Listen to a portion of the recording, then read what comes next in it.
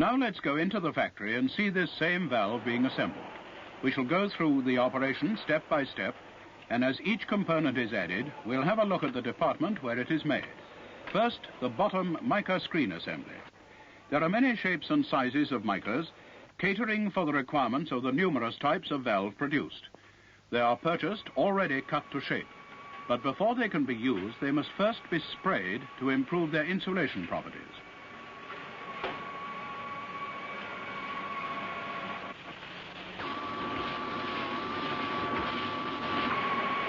Samples are then taken from each batch and carefully inspected. Any batches which may contain faulty micas are rejected.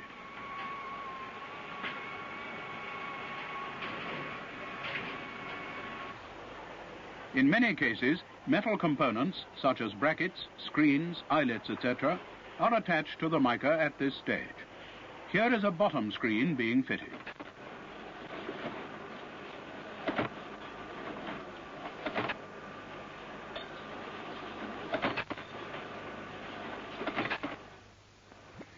To the mica is assembled the cathode. This is a short length of nickel tube with a rim near one end to support and position it in the mica.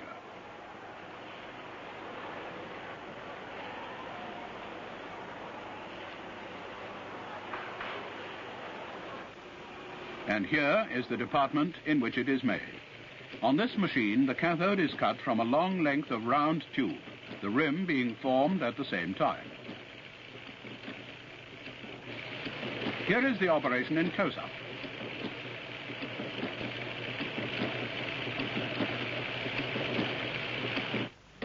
The cut lengths now pass to a forming machine, which presses them into the required shape and size.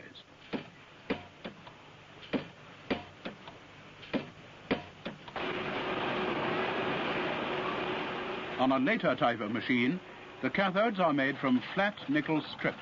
These are known as lock-seam cathodes and are free from the chemical impurities sometimes introduced into the metal during the drawing of round tubing.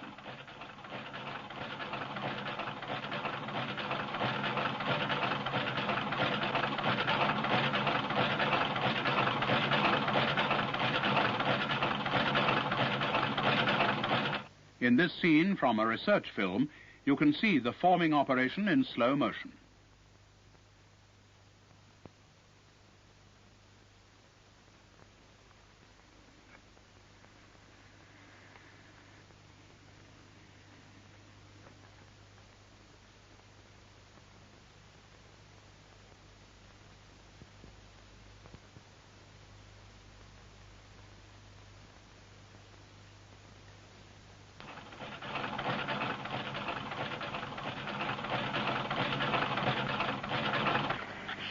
Now the cathode is coated on the inside with an insulating substance. This is to prevent shorting between the cathode and the heater. The cathodes are passed from a vibrating hopper down a metal tube to the coating station. The small rocker arm in the center of the picture positions a drop of the coating material near the end of the cathode. The liquid is drawn through the cathode by vacuum, so coating the inside.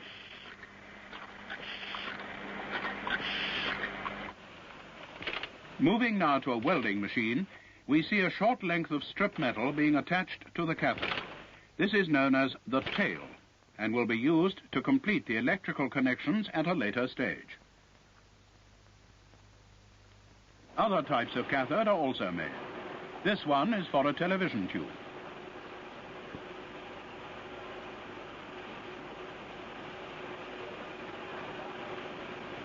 Valve cathodes, such as our EL84, are loaded into spray racks either by hand or by a vacuum loading jig and passed through to the spray room.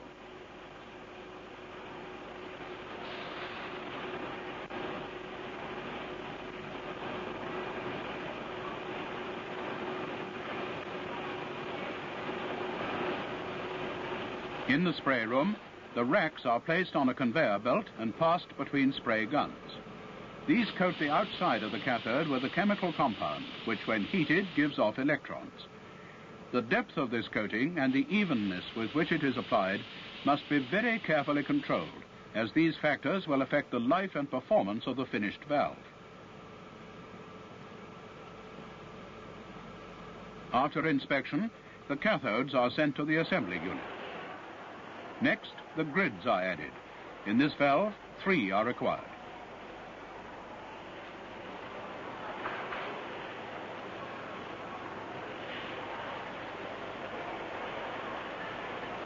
The function of the grids, you will remember, is to control the flow of electrons passing from the cathode to the anode. Grids are made from different kinds of wire wound in a long strip on a grid winding machine.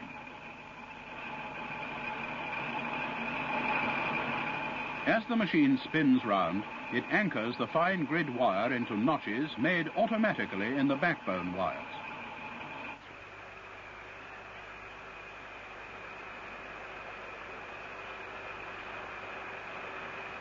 After washing and undergoing heat treatments, the strips pass to the grid finishing section.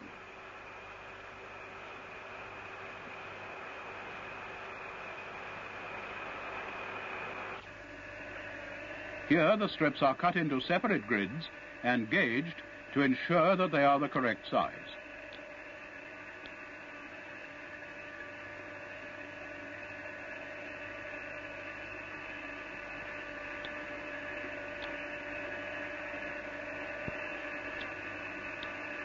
The finished grids are placed into trays and passed to an inspectress.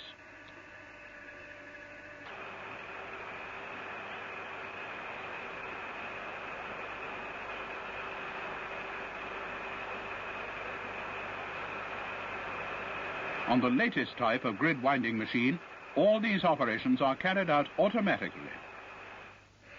The grids are wound,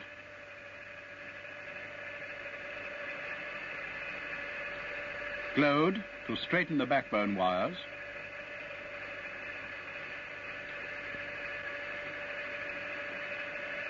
cut into separate grids and stretched to the required size, and deposited into a tray. You will notice that at no time are they touched by hand.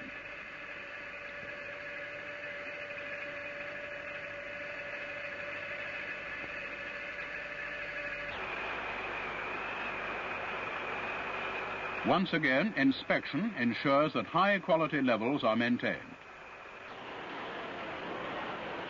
This is an anode being placed in position. The function of the anode is to collect the electrons given off by the cathode.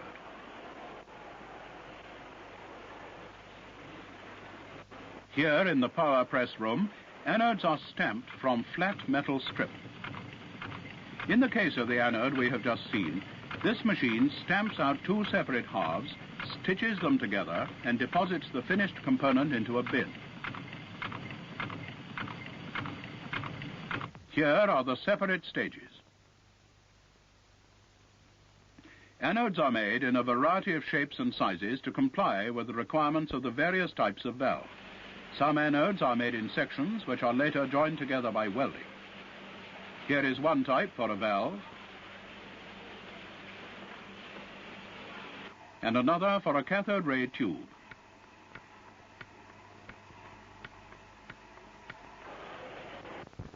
After the anode has been positioned, another mica is placed over the free ends of the various components to hold them in the correct positions, and the metal lugs are bent over to form a rigid assembly. At this point, the assembly is known as the cage.